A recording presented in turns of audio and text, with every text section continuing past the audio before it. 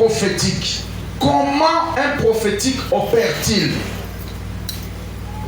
Parce que Dieu n'aime pas des gens qui comprennent en retard. Voyez, un homme prophétique, c'est quelqu'un qui est surpris par des événements. Il est tellement distrait à surtout qui Balié et moi, à surtout qui Moussa les bébiers, à surtout qui Makamne Koufi. Voyez, mais Dieu voudrait que nous puissions être prophétiques. Donc fonctionner dans le prophétique, c'est la volonté parfaite de Dieu. J'attends quelqu'un dire Amen. Dieu veut que chacun de nous soit prophétique quelque part. Ça, c'est très important. Et nous allons voir comment un prophétique opère-t-il. Deux fondements avant d'aller plus loin. Le tout premier fondement que j'allais poser, c'est ce que je viens de dire tout à l'heure. Opérer, vivre, travailler, marcher dans le prophétique, c'est la volonté parfaite de Dieu. C'est ainsi que vous verrez dans 1 Chronique 12, verset 32, en Israël, Dieu avait sélectionné toute une tribu qu'il a placée à côté, tribu d'Issachar. La Bible dit dans 1 Chronique 12, 32, la tribu d'Issachar avait pour mission d'étudier les signes du temps, de comprendre le langage de Dieu et de communiquer à Israël ce qu'il devait faire. Voyez, c'était une toute petite tribu, mais qui a reçu une mission noble. Lire les temps. Et un bon chrétien, c'est quelqu'un qui sait lire les temps et la saison. Chercher à savoir chaque fois, dans ces temps-ci, qu'est-ce que Dieu veut que je fasse. C'est un moment de s'aimer. Alors il s'aime, il s'aime, il s'aime, il s'aime. Il s'aime à midi, il s'aime le matin, il s'aime le soir. Comme là, nous avons 22 matins de déclarations et de prières. Déjà demain matin, on sera ici à partir de 5h30 jusqu'à 7h. Nous respectons le temps. Prends ce moment-là. Parce que quand Dieu ouvre un long moment de prière comme ça, ça s'appelle aussi une saison de bénédiction. Ça veut dire que Dieu veut changer de destinée. Dieu veut bénir son peuple. J'attends quelqu'un dire Amen. Fonctionner dans les prophétiques, c'est la volonté parfaite de Dieu. Tribu d'Issachar était là pour chaque fois analyser les temps. Qu'est-ce que Dieu veut faire? Il communique à Israël. Qu'est-ce que Dieu veut en ce moment-ci? Il communique à Israël. Dieu veut que vous puissiez jeûner, tout le monde jeûne. Dieu veut que vous puissiez s'aimer, tout le monde s'aime. Dieu veut que chacun mette sa vie en ordre. Tout le monde s'efforce de mettre sa vie en ordre. Donc, chaque fois, la tribu d'Issachar était là pour communiquer des choses en Israël. Deuxième fondement, c'est que la vie chrétienne est une vie de révélation. Amen. La vie chrétienne est une vie de révélation. La Bible dit dans Proverbes, chapitre 29, au verset 18, là, la Bible dit, sans la révélation, version français courant, le peuple marche dans le désordre. Mais chez vous, on dit, sans la révélation, on marche sans fin. Amen. La vie chrétienne est une vie de révélation. Elle n'est pas une vie de réalité présente, mais on vit au présent. Donc on vit son futur au présent. On ignore les réalités présentes. Voilà pourquoi quand Dieu s'est révélé à Abraham, avant la naissance d'Isaac, Dieu était très prophétique. Je te ferai ceci. Je ferai de toi ceci. Je ferai de toi ceci. Donc Dieu voulait activer les prophétiques dans la vie d'Abraham. Donc Abraham ignore son présent et qu'il aime son futur et qu'il se connecte de son futur. Vous voyez? Parce que celui qui aime son présent, il détruit son avenir avec Dieu. Amen. Mais si on reste amoureux du futur, quelles que soient les circonstances qui peuvent arriver au présent, cela n'écroulera pas ta foi. Amen. On peut t'insulter au présent, on peut te faire tout ce qu'ils veulent, on peut te combattre au présent, mais tu sais que tu as des promesses de Dieu. J'attends quelqu'un dire Amen très bien. Alors, je me disais ici, si Pierre n'était pas prophétique au jour de la Pentecôte, il allait refuser les eaux du baptême à tous ces 3000 personnes et le ciel ne serait pas content de lui et de son ministère. Amen. Voyez comment nous passons à côté de la volonté parfaite de Dieu, tout simplement parce qu'on n'a pas été prophétique. quand Dieu a voulu que nous puissions faire certaines choses, nous étions, soit nous avons choisi de faire autre chose. Et cela fait saigner le cœur de Dieu. Voyez? Or, la réussite dans la marche avec Dieu, c'est de faire ce que Dieu veut que tu fasses, c'est d'être là où Dieu veut que tu sois. Amen. Ça, c'est merveilleux. Et nous devons plus que jamais être prophétiques. Il y a encore une illustration par rapport à ça. Là, je vois l'apôtre Paul lors de son 3e voyage missionnaire. Il quittait la ville d'Éphèse pour Jérusalem. Alors que déjà prophétiquement, le Saint-Esprit lui avait averti des choses au chapitre 20, à partir du verset 18e jusqu'à 24. Il a parlé même aux anciens, aux pasteurs de l'église d'Éphèse. Il dit, le Saint-Esprit m'envoie prêcher l'évangile à Jérusalem. Mais aussi, il m'avertit déjà qu'en cours de route, les prisons m'attendent, les insultes m'attendent, les tribulations, les souffrances m'attendent. Voyez? Mais malgré tout ça, je n'ai pas peur de cela. Pourvu que j'accomplisse ma mission, mon ministère avec joie. Ça, je l'ai toujours aimé. Voyez? Le Saint-Esprit l'envoie et il lui avertit aussi. Il était déjà prophétique. Parce que là, Dieu lui a parlé en secret. Je t'envoie prêcher à Jérusalem, voilà ce qui t'attend en cours de route. Donc il ne pouvait plus être surpris s'il se retrouvait en prison. Il ne pouvait plus être surpris si les gens se moquaient de lui. Il ne pouvait plus être surpris si les gens l'abandonnaient parce que Dieu lui avait déjà prophétiquement parlé en secret. Comme je l'ai dit dans mon introduction, ceux qui sont prophétiques, ils vivent en avance par rapport à leur contemporain.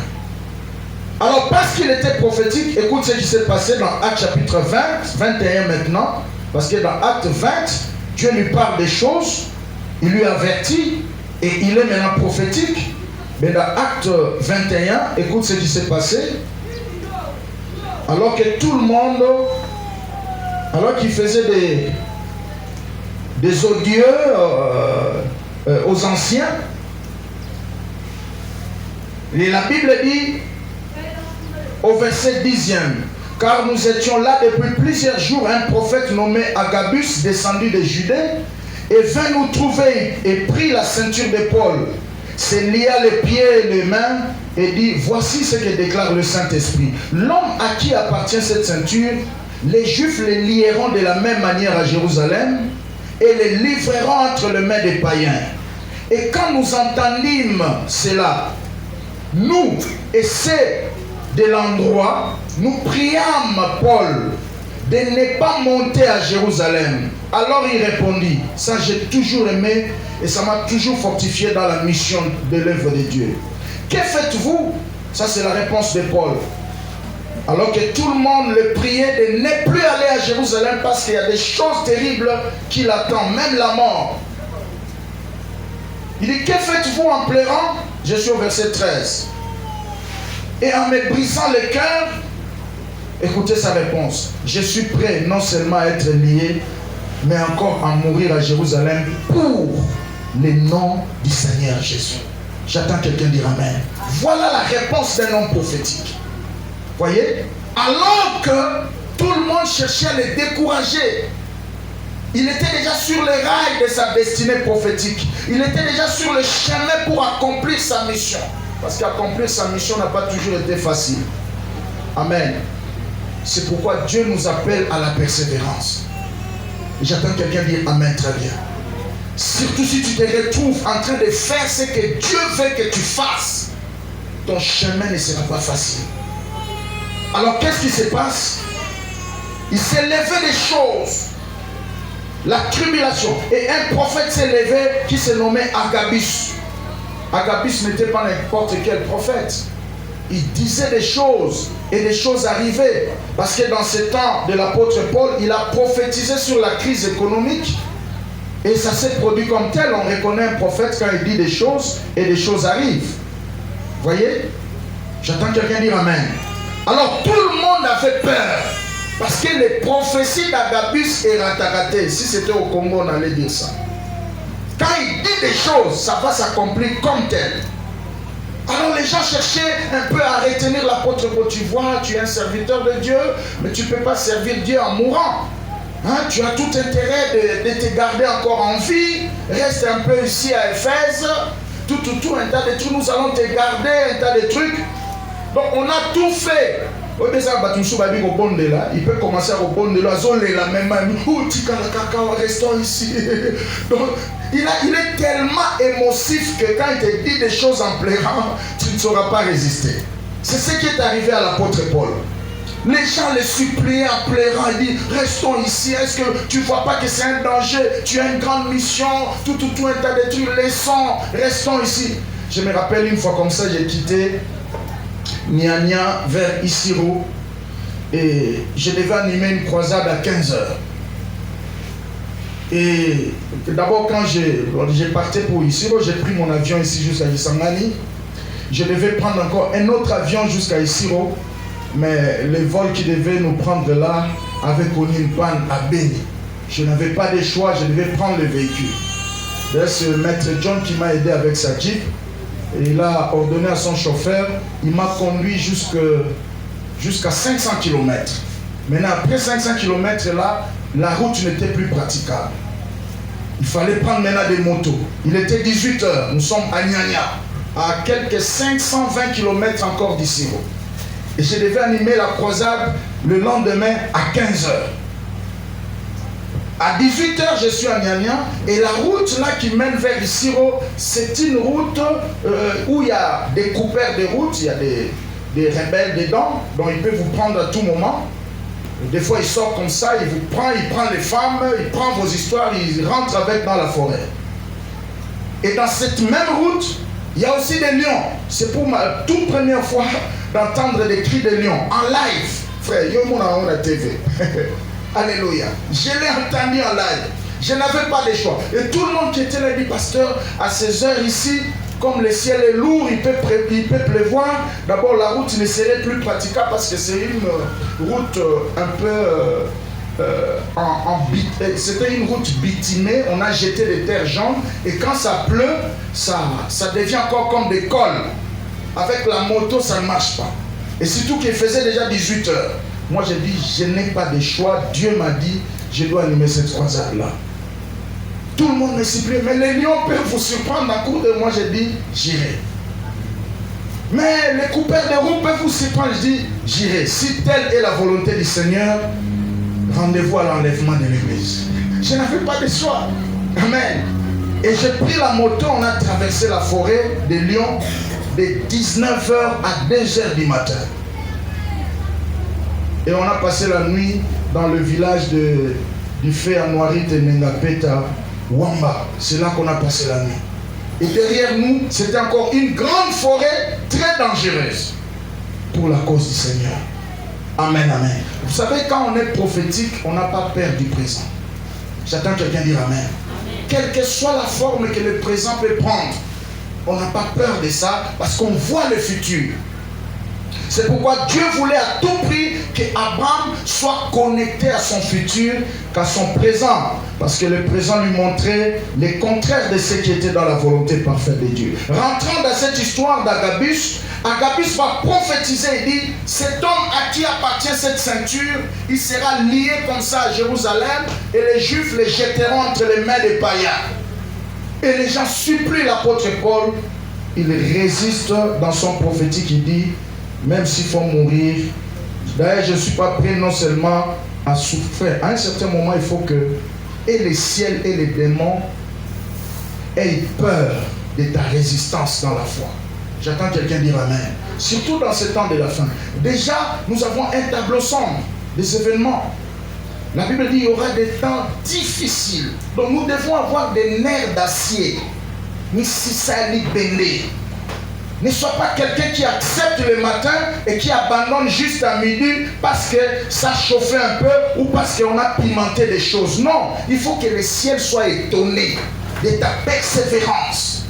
Il faut que même ton entourage, les gens qui savaient que tu es sensible dans certaines choses, mais commencent à voir comment tu commences à résister aux choses qui te décourageaient. J'attends quelqu'un dire Amen. Voilà pourquoi nous devons être prophétiques. Parce que quand on est prophétique, on sait anticiper les événements. 5 privilèges du fait d'opérer dans le prophétique. 5 avantages. Tout premier avantage, quand on est prophétique, on saura anticiper les événements. J'attends quelqu'un dire Amen. On agit dans les temps et on profite au maximum de son temps, de son kairos. Quand on est prophétique, on saura agir, on saura faire des choses dans les temps de Dieu. Et quand tu fais des choses dans les temps de Dieu, on ne force pas. Amen. On économise les énergies. Parce que là, c'est Dieu qui vous accompagne. Je prie que Dieu élève le niveau de ta sensibilité pour que tu sois prophétique. J'attends quelqu'un dire Amen très bien. Quand on est prophétique, on sait anticiper des choses. Imaginez un frère qui devait gagner sa vie dans le football, mais il se retrouve à 45 ans. C'est à 45 ans d'âge qu'il va comprendre qu'il devait être un footballeur. Il a déjà passé son temps. Parce qu'à 45 ans, quelle est cette équipe-là qui va t'acheter? Et pour aller faire quoi? Voyez? Amen. Nous avons tout intérêt à être prophétique pour faire certaines choses dans le temps. Je me rappelle d'un papa qui refusait toujours à sa fille de se marier alors que la fille avait 20 ans. Il dit non, ma fille doit terminer ses études. D'abord ses études, C'est bien beau, mais papa, à un certain moment, il faut être prophétique. J'entends quelqu'un dire Amen. Ma fille doit terminer. Et la fille aimait faire la médecine. Vous savez, la médecine, il faut au moins 8 ans à l'université.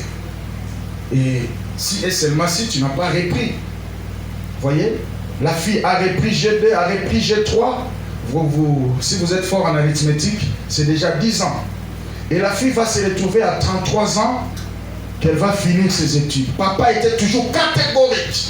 Ma fille doit terminer. Ma fille, pas question de mariage pour l'instant. Et à 35 ans, elle va terminer.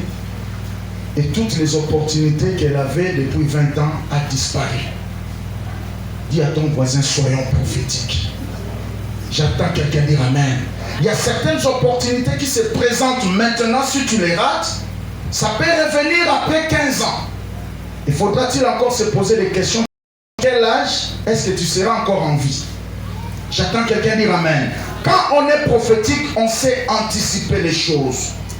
Parce que celui qui est prophétique, des fois, on peut les traiter de méchants, on peut les traiter d'impolis, de têtes dures, il est têtu, il ne respecte pas les aînés. Non, lui, il voit ce que vous ne voyez pas. J'attends quelqu'un dire Amen. Quand l'apôtre Paul s'est décidé d'aller à Jérusalem, ceux qui étaient là, ils disaient des choses, mais tipo, est-ce que mon tour est au sala? Est-ce qu'à monter il va au Mais lui, il voyait autre chose. Il voyait accomplir sa mission. J'attends quelqu'un dire Amen. S'il faut être insulté pour accomplir ma mission, s'il faut mourir à moins que j'accomplisse ma mission, je l'accepterai.